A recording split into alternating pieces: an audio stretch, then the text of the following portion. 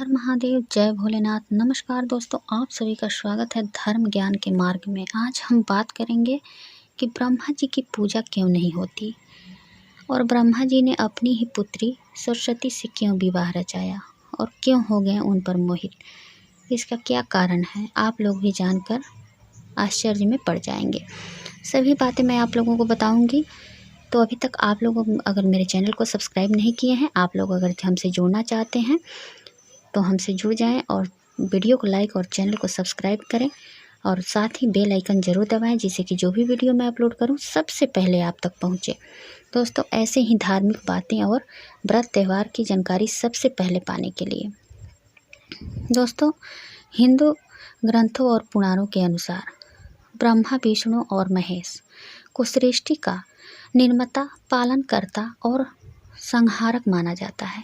लेकिन आपके मन में ये सवाल कई बार आता होगा कि विष्णु और महेश शिव जी के तो दुनिया भर में कई मंदिर हैं और लोग घर में भी इनकी स्थापना कर इनकी पूजा करते हैं, लेकिन ब्रह्मा की पूजा कभी नहीं की जाती और उनको केवल एक ही मंदिर है जो कहाँ पे स्थित है, पुष्कर में।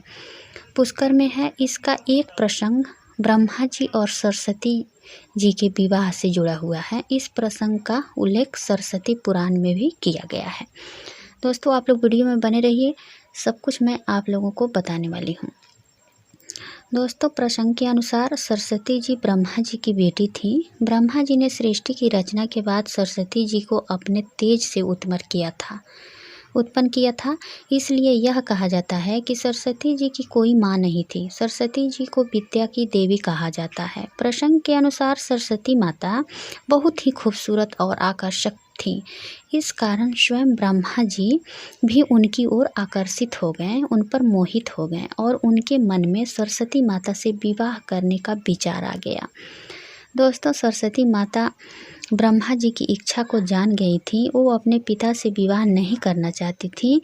वह ब्रह्मा जी की नज़रों से बचने का प्रयास करने लगी, लेकिन उनके ये सभी प्रयास असफल रहे। अंत में सरस्वती जी को ब्रह्मा जी से विवाह करना पड़ा। ऐसा माना जाता है कि इसकी देवलोक में बहुत आलोचना हुई और यही कारण है कि ब्रह्मा जी की पूजा नहीं की जाती है।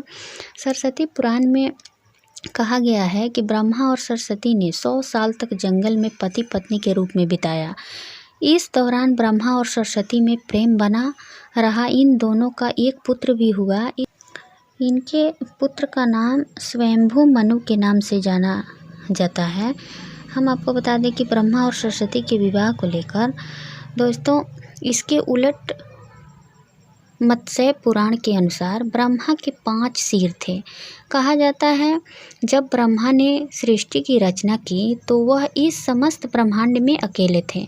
ऐसे में उन्होंने अपने मुख से सरस्वती, सांध्य, ब्राह्मी को उत्पन्न किया। ब्रह्मा अपनी ही बनाई हुई रचना सरस्वती के प्रति आकर्षित होने लगे और लगातार उन पर अपनी दृष्टि डालते रहे।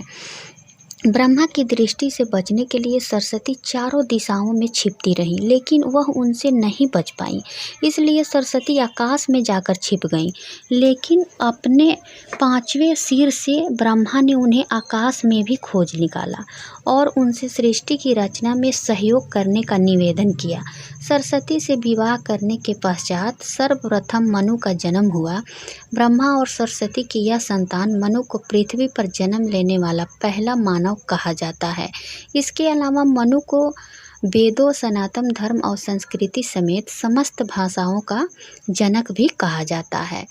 प्रजापति ब्रह्मा का अपनी ही पुत्री के प्रति आकर्षित होना और उसके साथ संभोग करना अन्य सभी देवी देवताओं की नज़रों में अपराध था। सभी ने मिलकर पापों का सर्वनाश करने वाले शिव से आग्रह किया कि ब्रह्मा ने अपनी पुत्री के लिए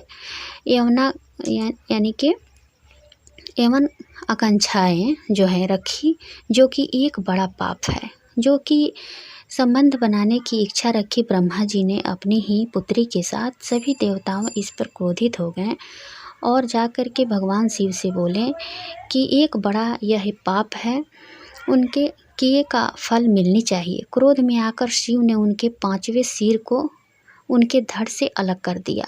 शिव पुराण के अनुसार ब्रह्मा के सर्वप्रथम 5 सिर थे, लेकिन जब अपने 5वें मुख से उन्होंने सरस्वती जी को उनकी पुत्री जो थी वो उनके साथ संभोग करने के लिए कहा, तो क्रोधवश सरस्वती ने उनसे कहा कि तुम्हारा यह मुंह हमेशा अपवित्र बातें ही करता है, जिसकी वजह से आप भी विपरीत ही सोचते हैं।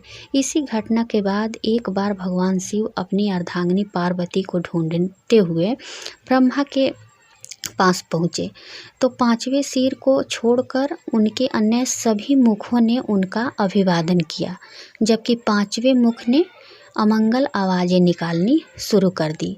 इसी कारणवश क्रोध में आकर शिव ने ब्रह्मा के 5वें सिर को उनके धड़ से अलग कर दिया। दोस्तों, यही कारण है जो आज भी ब्रह्मा जी की पूजा नहीं की जाती। ब्रह्मा जी जो है अपनी ही पुत्री पर मोहित हो गए और अपनी ही पुत्री से शादी कर लिए। जो ब्रह्मा जी की एक गलती की वजह से उनको कभी भी पूजा नहीं जाता है और ना ही उनकी कभी पूजा की जाती है।